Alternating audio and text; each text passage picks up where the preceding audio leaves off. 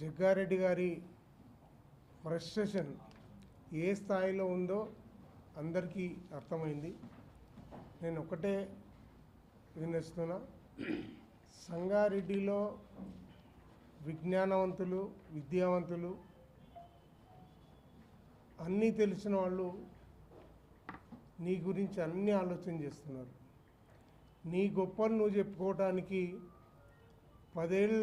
దాదాపు 10 ఏళ్ళ నాటి జరిగినటువంటి రాహుల్ మీటింగ్ నేను అంత బాగా చేసినా, ఇంత బాగా చేసినా పార్టీలా ఉండరేమో, అందరు బీఆర్ఎస్లో జాయిన్ అవుతారేమో, వాళ్ళకు భరోసానిస్తూ పెట్టినా అని చెప్పి దానికి బోలెడంత ఖర్చు అయిందని మీ ముందర వారు వెలుపుచింది.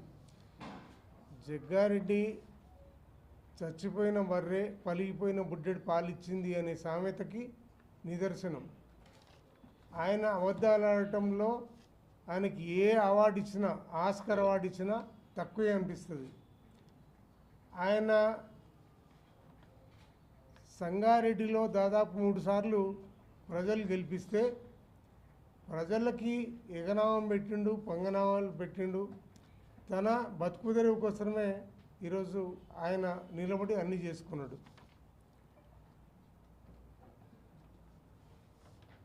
ఈరోజు కాంగ్రెస్ బాస్ మెచ్చుకోవాలని ఇక్కడ సభ పెట్టిండు, అది అయిపోయింది. ఆ టైంలో కూడా ఎట్లా గెలిచిండో మా మిత్రులందరూ చెప్పిండ్రు.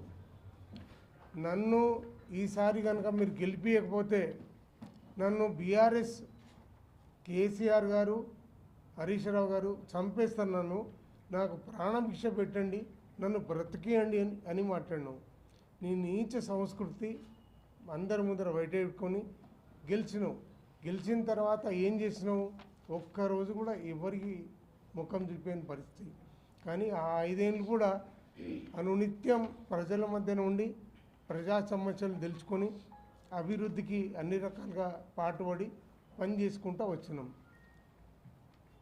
అది ప్రజలు గమనించి మొన్నటిసారి అయితే నిన్ను తిరస్కరిస్తే ఈరోజు ఆ రోదన ఎవ్వరికి చెప్పుకోవాలి, దిక్కులేని పరిస్థితి నీకు.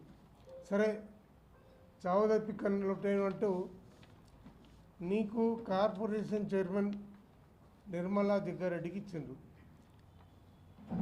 నువ్వు ఎప్పుడు గెలిచినా భూములు, అసైన్ భూములు, వాటి జోలికే వెళ్ళడం తప్పించి ఇంకో విషయం ఉండదు. మరి అది తప్పించి నువ్వు చేసిన చరిత్ర అంటూ ఏముండదు. మొన్నసారి కూడా ఏం జరిగింది? ఈరోజు అందరు రైతులు విస్తుపోతున్నారు, ఆశ్చర్యానికి గురవుతున్నారు కొంతమంది అయితే. మరి నీ పని నీకు తప్పించి ప్రజా సమస్యలు ఎప్పుడు పట్టవు. ఒక్క విషయం మీకు అందరికీ తెలుసు, మనం చాలాసార్లు మాట్లాడుకున్నాం. 95-2000 మున్సిపల్ చైర్మన్గా ఉన్నప్పుడు ఆయన అవినీతి చేతివాటానికి 6 మంది బలైపోయినరు. కొంతమంది అయితే జైలుకు వెళ్ళినరు.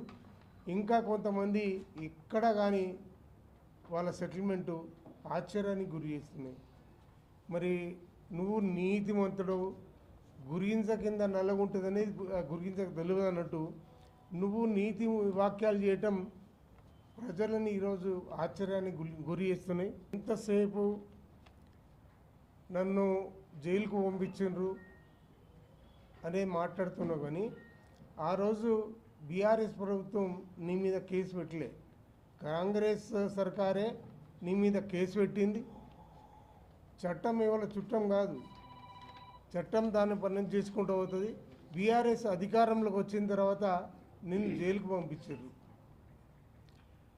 దాని పేరిట గగ్గోలు పెట్టి ఏ రకంగా గెలిచినావు అనేది మీకు తెలుసు, ప్రజలందరికీ తెలుసు. మరి అటువంటి చరిత్ర నీది.